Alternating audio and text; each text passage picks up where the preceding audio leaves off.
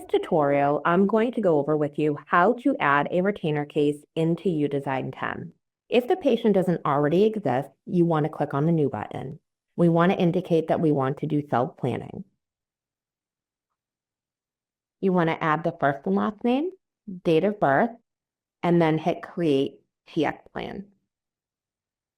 We're then going to bring in the upper and lower scans, making sure that when we export these, we're exporting them to a folder on our desktop. We'll bring in the upper and lower, checking to make sure it's the correct patient, and then we want to click on Retainer. You will not need to bring in photos or x-rays unless you want to. Then we're going to hit Create Case.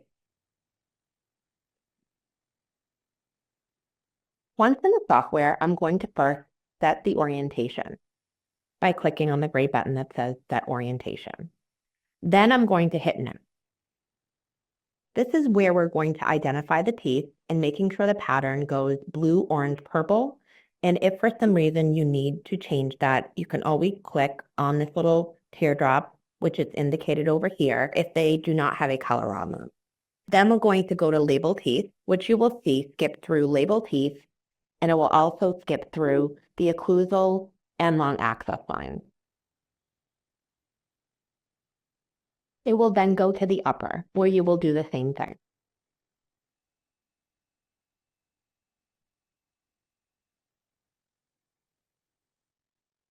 Once you have completed the segmentation process, you will come to this screen. This is the final screen before you go to order. If your patient is missing a tooth, you will then hit Change Label, hit Yes, because there's no treatment plan, and make sure that the numbering is correct if the Pontic feature is not showing up. By left-clicking on this, you will be able to indicate what tooth this may be. In this case, we are not missing a tooth. I'm going to then click on Change Label. You also have the option for your auxiliaries.